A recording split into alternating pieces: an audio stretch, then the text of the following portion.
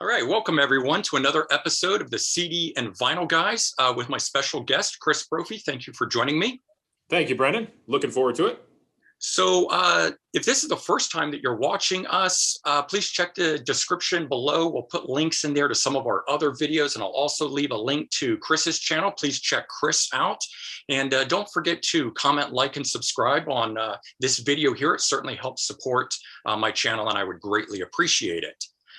So we're here to talk about the all-time best rock album. And this album here that we're going to talk about is a career-defining, genre-setting, hugely influential, record-breaking album.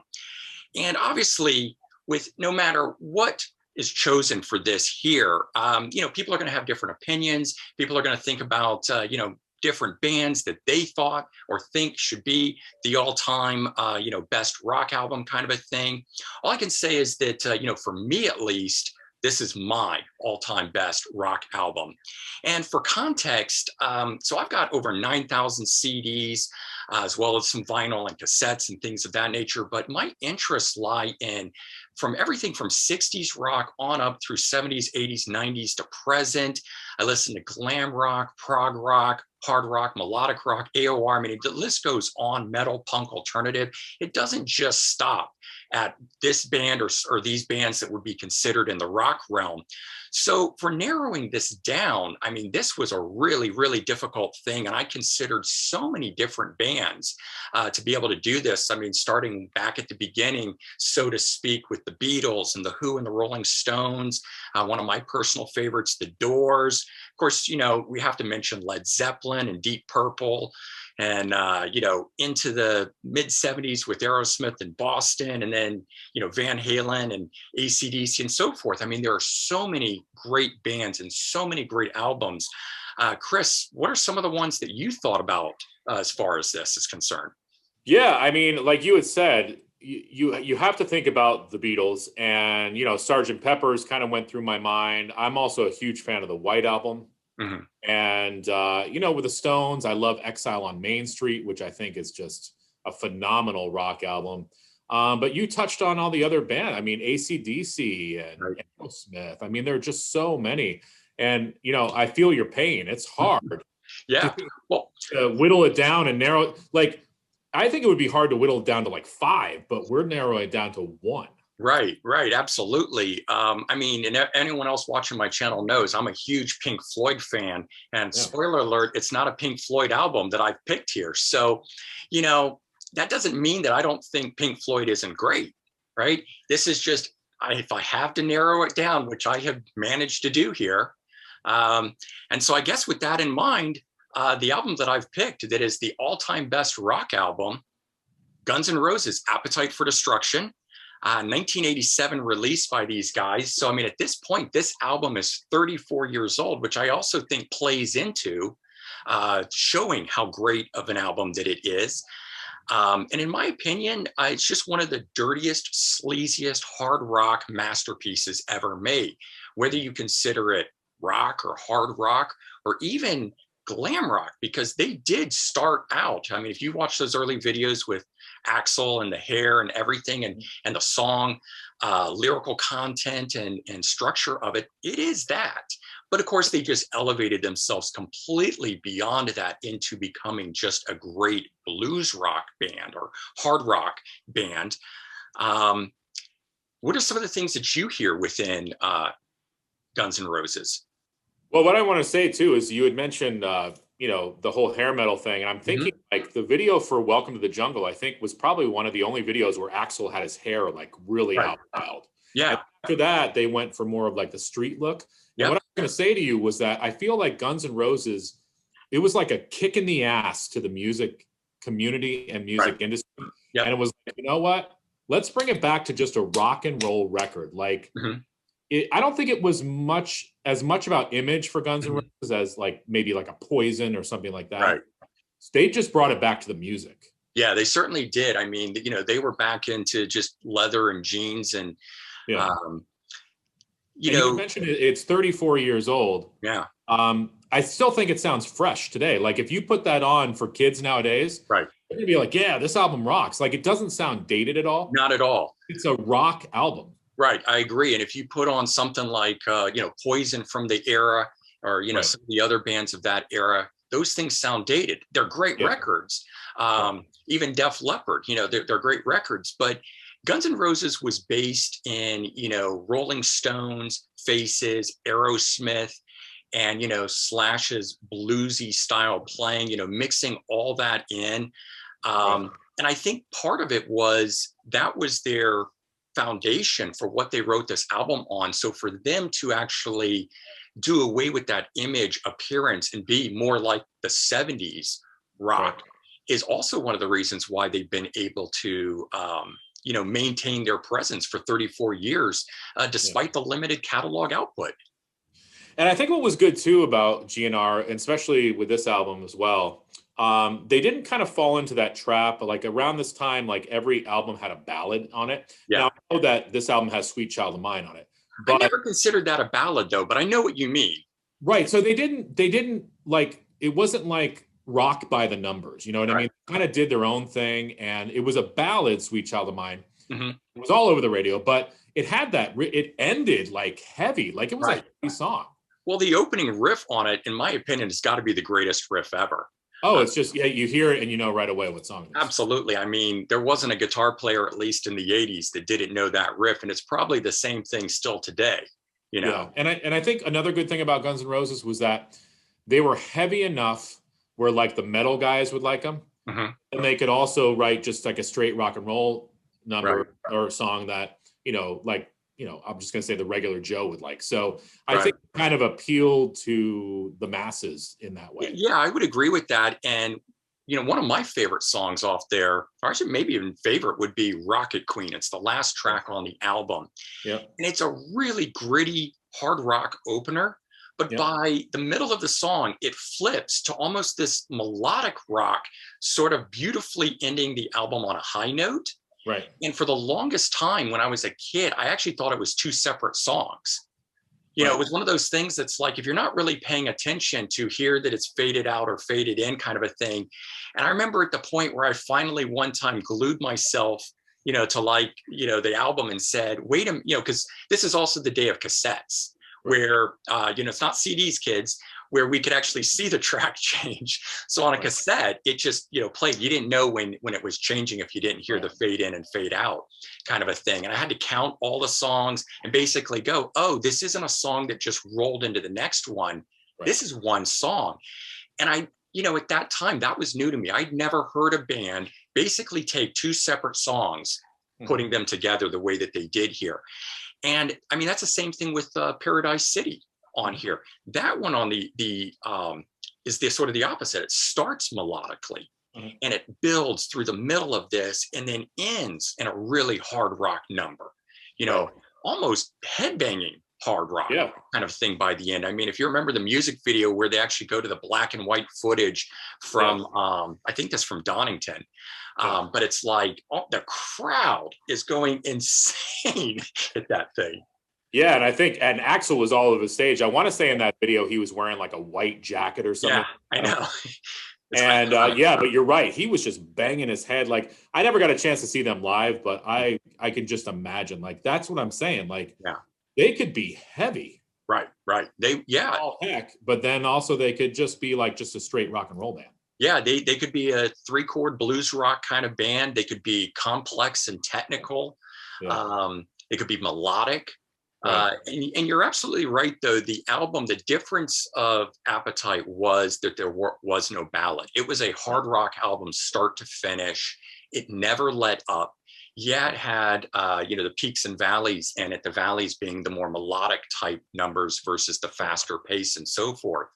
But there isn't one song on there that is the same as another one. They all stand out. And for me, that's a really big thing. I mean, you've got, of course, the album opener, Welcome to the Jungle, that's on here. And, again, one of the best, guitar intro pieces from Slash on there, revving things up and Axl's howl that comes out over it kind of a thing. I mean, if that doesn't get you going, what will kind of a thing. Well, I think the other thing too, what's great about this album is that I feel like there's a theme throughout with the music. Like like you were saying, it's not that they don't take chances, but Hmm. feel like they just sort of stick to that same sound throughout the album. So Hmm. you get that vibe right from Welcome to the Jungle, and Yeah. it's you through Rocket Queen. Like Oh, yeah.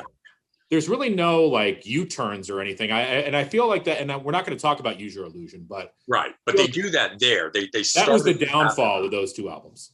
Yes, I agree Not, completely. I and mean, and I again, not think. saying that those are not good albums, but I feel like this album, it's like one thought, Mhm. and they carry it through the whole album. Right. And I think, relating it to, another fantastic band that easily could have taken this spot, AC/DC, Back in Black, or Highway to Hell, whichever is your favorite. Right. The reason those albums are so great, and why I believe that Appetite for Destruction is so great, is those albums are all in that same vein. They don't Right. take those U-turns. If you want to hear, if you like one song from that album, you're going to like the whole thing. Right. Appetite is the same way. And which leads me to another part on this, is that they don't necessarily take chances in the sense that the album has a similar sound. The lyrical content is similar. I mean, it was all sex, drugs, literally rock and roll on this thing. And they're gritty stories from the street kind of a thing. Well, But and go ahead. I'm sorry, I was just going to say it's believable too, because Mhm. I think they live that lifestyle. Like, Right. I think Poison, I love Poison, but Right. Poison was more of a show. Like, Yeah. I don't know if I really truly believe what they were saying, but I really truly, I think Welcome to the Jungle actually is a story about how he felt when he first came to wherever it was, LA or wherever the hell it Right, was. right. He comes from Indiana. He steps off the bus. He has said time and time again that that's Right. what that's about. And he used to, you said you never saw them live, but you probably heard the stories that they wouldn't go on stage until like 11 at night. So you'd Right. get there, you see your opener at 8 Right. o'clock, and they play for 30 or 45 minutes. And then from 8:45 until maybe 11 or 11:30, you just be standing around waiting, having no idea when Guns N' Roses would come out.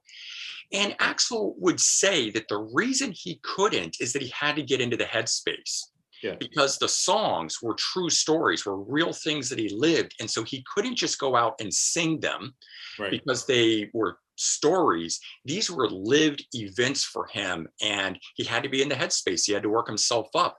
Right. And so, yeah, I think that totally reads through in the lyrical content or the song itself, as not being sort of a poser thing, but being a real thing. Yeah, And I because think they a lot weren't of people. saying, I agree. And it wasn't like they were saying, okay, Slash, we need to write a song that's gritty and Right. sleazy. Like, that was their lifestyle. So the songs just came out that way because Right. they were writing about what they were experiencing. So Their life. Yeah.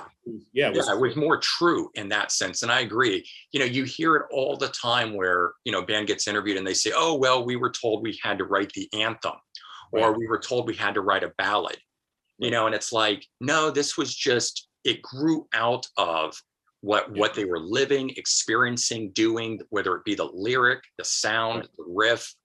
Right. And just bringing this all together here, one of the other things that I think really stood out about this album here was that, for me, I always, each song sounded like it was made up of multiple different songs or pieces of songs. And so we talked about Rocket Queen and Paradise City and how they start one way and they end another way, kind of a thing on here. Um, and I think that brings a lot of character and life to each song, as opposed to it being the standard, verse and bridge and chorus and so forth kind of a thing for it. You never quite knew what it was. It kept you on your toes listening to it. And for me, Right. that made it really, really interesting. Yeah. And another song that kind of falls into that category is My Michelle. Oh, absolutely. It has that like different intro to it. And then What a winding intro. right. Then it just breaks into this heavy number. And I was also thinking, I'm just looking at the track listing here. Mm-hmm. Back to ballads again. I mean, Think About You actually could be a ballad as well, but it's revved up. Mm-hmm. And again, it's kind of Guns N' Roses take on it. But I Sure. totally agree with you. I think the songs kind of it takes you on a journey, Right. but not too much of a journey where it goes off track. Like Right. it was a nice balance. Certainly.